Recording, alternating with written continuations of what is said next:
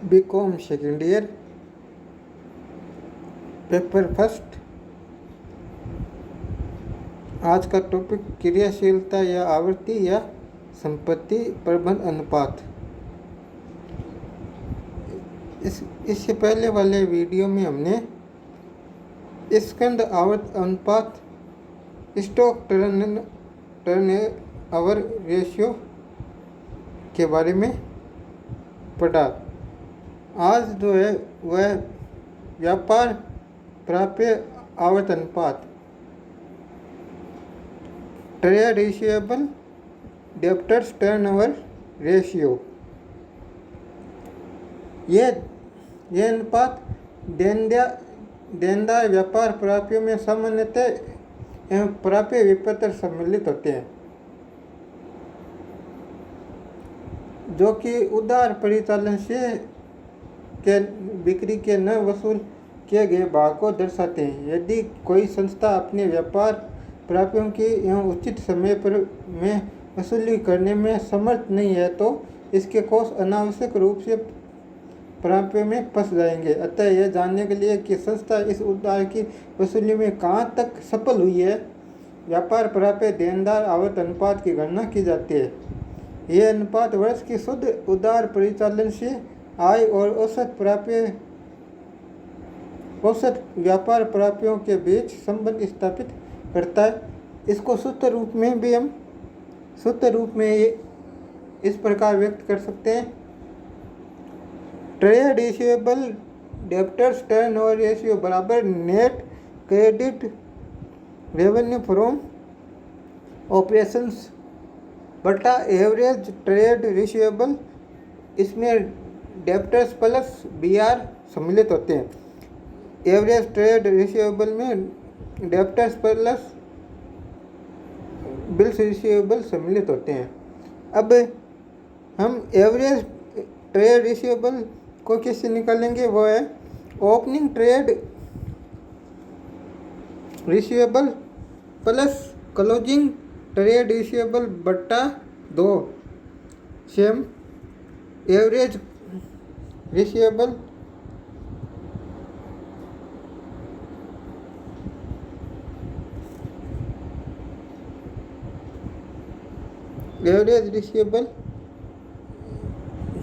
को निकालेंगे। अब दूसरा है औसत संग्रहण।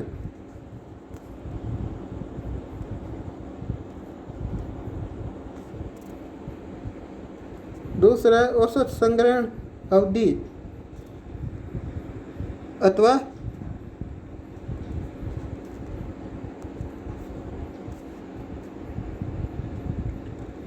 औसत संग्रहण अवधि अथवा व्यापार प्राप्य गति। यह अनुपात वास्तव में व्यापार प्राप्य आवर्त अनुपात पर निर्भर है और इसी से संबंधित है। औसत संग्रहण अवधि अथवा व्यापार प्राप्य गति से आशय दिनों की उस संख्या से जिसमें व्यापार प्राप्यों से धनराशि वसूल नहीं होगी। इसको भी सूत्र रूप में हम इस प्रकार व्यक्त कर सकते हैं। एवरेज कलेक्शन पीरियड बराबर एवरेज ट्रेड रिसीवेबल बट्टा credit revenue from operations per day. दूसरा है credit revenue from operations per day बराबर net credit revenue from operations बट्टा 365 या 360 या एवरेज कलेक्शन पीरियड बराबर एवरेज ट्रेड रिसीवेबल बटा net credit sales into number of months weeks days in a year.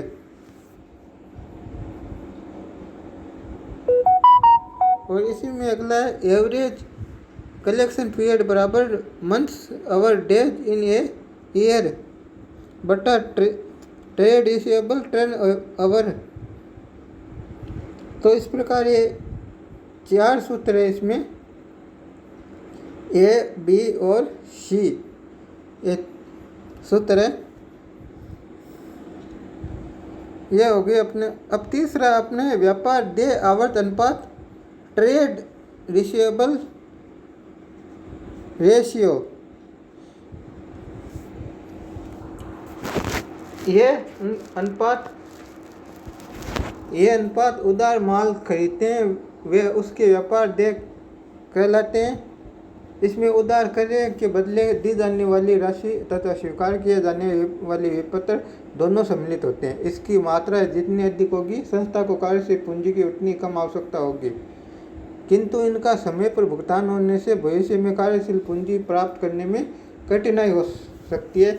इसलिए व्यापार देय कार्य की मात्रा का विश्लेषण करके ये जानना आवश्यक है कि संस्था कितने समय में अपने व्यापार देयों का भुगतान कर सकती है। इसके लिए व्यापार देय आवर्त अनुपात व औसत भुगतान अवधि की गणना की जाती है। यह व्यापार देय आवर्त अनुपात अथवा क्रय एवं व्यापार देय के बीच संबंध स्थापित करता है। अब सूत्र रूप में ये देख लो, ट्रेड ओवर पेएबल टर्नओवर बराबर नेट क्रेडिट परचेज बटा average trade payables. Average trade payables में क्रेडिटर्स प्लस बिल्स पेएबल्स आएंगे दोनों। अब औसत भुगतान अवधि। औसत भुगतान अवधि अथवा देय व्यापार गति, average payment period over trade payable velocity. इसके भी तीन सूत्र है। Average payment period over trade payable period velocity बराबर total over average trade payables बटा net credit purchase into number of months weeks days in a year, या average payment period बराबर months weeks over days in a year बटा trade payables turnover, या average payment period बराबर average trade payables बटा net credit purchase.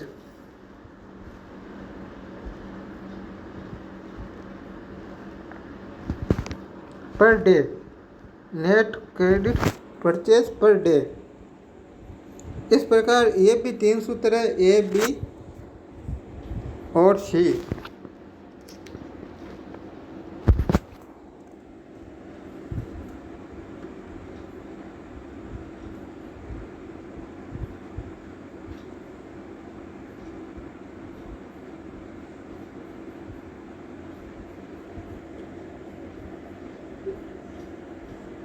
Net credit purchase इस प्रकार निकालेंगे, दिया हुआ है नेट क्रेडिट परचेज बटा 3 net credit purchase per day इस प्रकार निकालेंगे।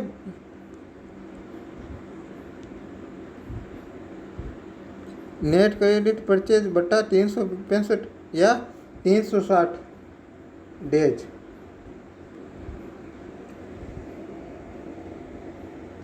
यहाँ उधार क्रय नेट क्रेडिट परचेज से अभिप्राय में क्रय वापसी घटाने के पश्चात माल की सभी उधार खरीदी से है। यदि उधार खरीदे क्रय संबंधी सूचना उपलब्ध नहीं है तो कुल क्रय की राशि को हम उधार क्रय की राशि मानते हैं। औसत व्यापार देय लेनदारों व देय विपत्रों से प्रारंभिक एवं अंतिम शेषों की आदि राशि से है। यदि प्रारंभिक व अंतिम शेष उपलब्ध नहीं है तो व्यापार देयों की दी हुई राशि को हम इस अनुपात की गणना हेतु प्रयोग कर लेना चाहिए। अगर व्यापार देय के लिए बट्टा आयोजन की राशि को व्यापार देय की राशि में नहीं घटाया जाता है।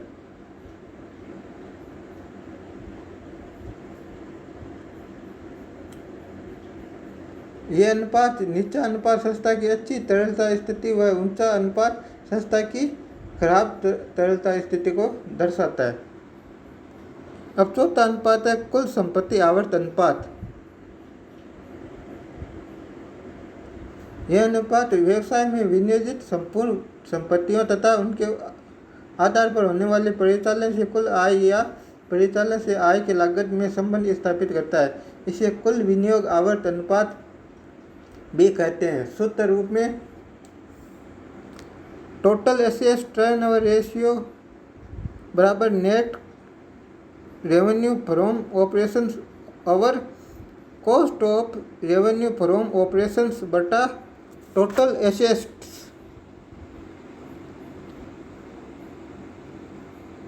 यह इसका सूत्र होता है। यहाँ कुल संपत्तियों से आय से अभिप्राय सभी स्थायी एवं चालू संपत्तियों से, किंतु इनमें ह्रास आदि का समायोजन कर लिया जाना चाहिए। कुछ विद्वान इसमें कृत्रिम संपत्तियों जैसे प्रारंभिक व्यय को भी सम्मिलित नहीं करते हैं, किंतु अमूर्त संपत्तियां जैसे ख्याति, पेटेंट्स, ट्रेडमार्क आदि को सम्मिलित कर लेना चाहिए। व्यापार में कृत्रिम संपत्तियों को छोड़ दिया जाता है तथा अमूर्त संपत्तियों को सम्मिलित की जाती है। यदि इनका वसूली मूल्य हो तो सम्मिलित की जाती है। अब पांचवा है स्थायी संपत्ति अनुपात। स्थायी संपत्ति अनुपात का सूत्र भी इसमें सूत्र है revenue from operation over cost of revenue from operations बटा फिक्स्ड एसेट। इसमें से लेस डेप्रिसिएशन घटाएंगे। स्थायी संपत्ति अनुपात का जो सूत्र है वो है फिक्स्ड एसेट्स टर्नओवर रेशियो बराबर revenue from operations over cost of revenue from operation बटा फिक्स्ड एसेट माइनस डेप्रिसिएशन। अब छठा है चालू संपत्ति अनुपात।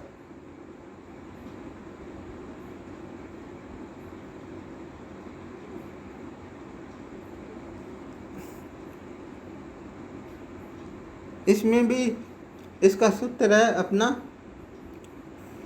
करेंट एसेट्स टर्नओवर रेशियो बराबर revenue from operation over cost of revenue from operation बटा करेंट एसेट। इसका यह सूत्र है। यह अनुपात चालू संपत्तियों और शुद्ध परिचालन से आय या परिचालन से आय की गणना के मध्य संबंध प्रकट करता है।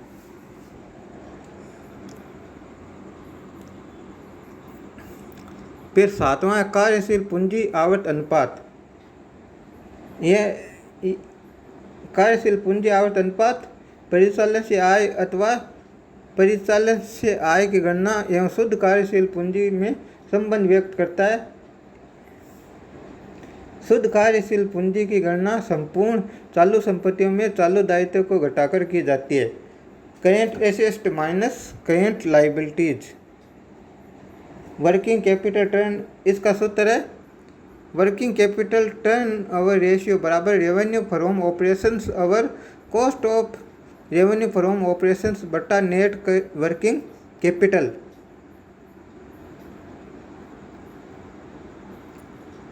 फिर आठवां है पूंजी आवर्त अनुपात।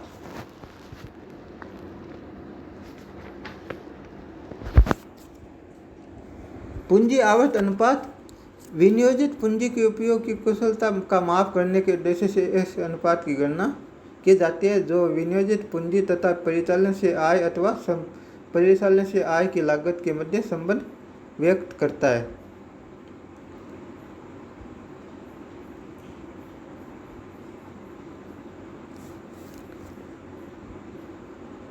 इस अनुपात की गणना में विनियोजित पूंजी का निर्धारण कुल संपत्तियों में से चालू दायित्वों को घटाकर अथवा अंशधारियों के कोषों अस पूंजी प्लस संचय एवं आदि के में दीर्घकालीन ऋणों को जोड़कर किया जाता है।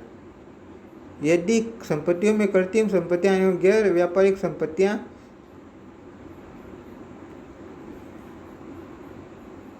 हो तो उन्हें छोड़ दिया जाता है।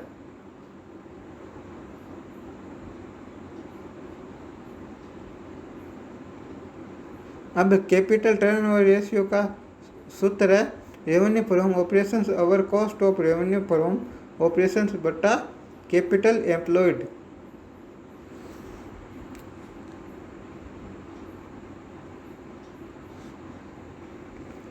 ये अनुपात इसका महत्व है अनुपात का। यह अनुपात विनियोजित पूंजी के प्रयोग में कुशलता का माप है। पूंजी का कुशल प्रयोग व्यवसाय की लाभ अर्जन क्षमता तथा प्रबंधकीय कुशलता का परिचायक होता है। अतः यह अनुपात जितना ऊंचा होता है उतना ही अच्छा माना जाता है, क्योंकि ऊंचा अनुपात अधिक लाभ तथा नीचा अनुपात कम लाभ दर्शाता है।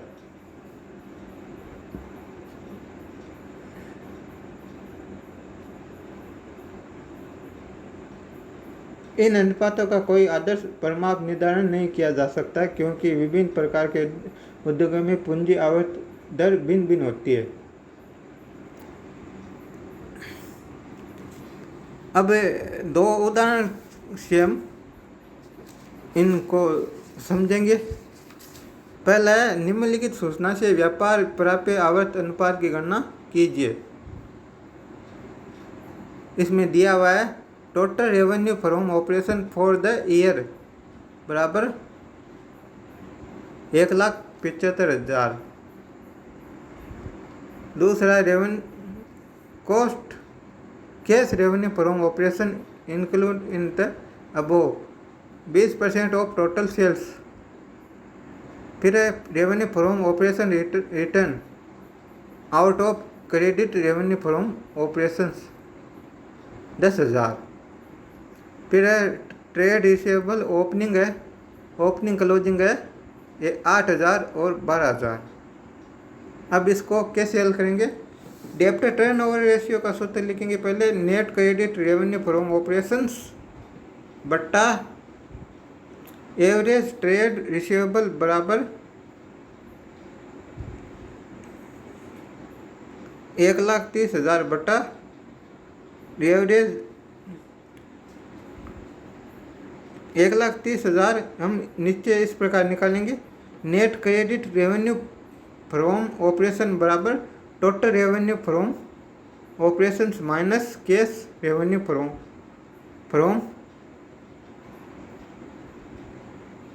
Operations minus revenue from operation return. तो 1,75,000 अपने टोटल रेवेन्यू है, उसमें से 35,000 जो 20% ऑफ टोटल सेल्स है 20% इसका निकाल देंगे। फिर माइनस करेंगे इसमें से 10,000 रिटर्न वाले। इस प्रकार अपना 1,30,000 अपने net credit revenue from operation हो गया। और average trade receivable opening closing stock जोड़ के बटा 2 कर देंगे, भाग 2 करेंगे तो 10,000 आ गया। इस प्रकार 13 टाइम्स इसका आंसर आ गया।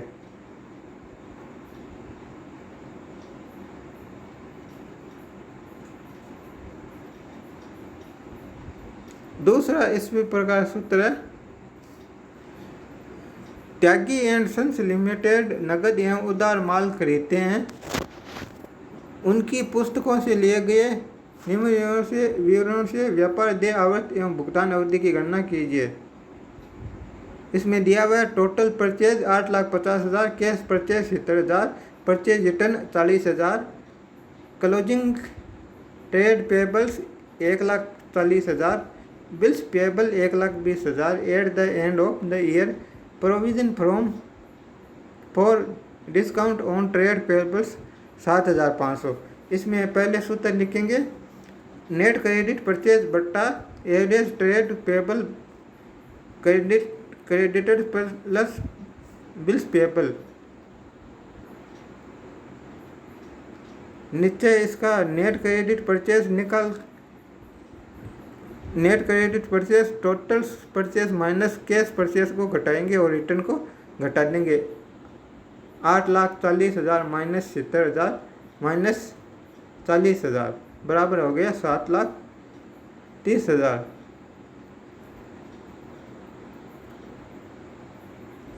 एवरेज ट्रेड पेबल्स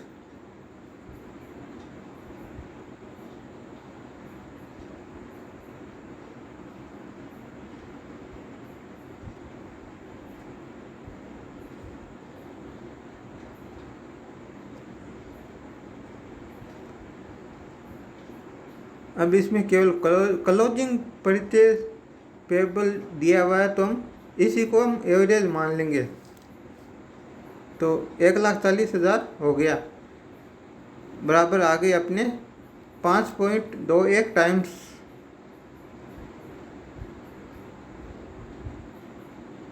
और फिर एवरेज पेमेंट पीरियड बराबर एवरेज ट्रेड पेबल्स बटा नेट क्रेडिट परचेज इंटू 365 बराबर 1,40,000 बट्टा 7,30,000 इंटू 365 बराबर 70 डेज। और दूसरी तरीके से भी निकाल सकते हैं डेज इन ए ईयर बटा ट्रेड पेबल्स टर्नओवर। 365 अपने साल के दिन हो गए पूरे। कभी कभी पर्सन में हमें 360 दिन दिए हुए होते हैं तो उस टाइम हमें 360 दिन का ही प्रयोग करना होता है। अभी यहाँ नहीं दिया तो हम 365 दिन का ही प्रयोग करेंगे बट्टा 365 बट्टा 5.21 अपना ट्रेड पेबल टर्नओवर है बराबर 70,000 70 डेज अपना आंसर हो जाएगा। ठीक है, इसी प्रकार आप और उदाहरण कर सकते हो, सवाल कर सकते हो। आज इसमें से जो सवाल है वो है आपके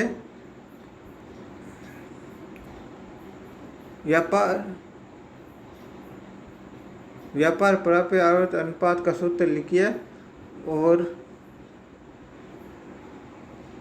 व्यापार देय आवर्त एवं भुगतान अवधि का भी सूत्र लिखिए।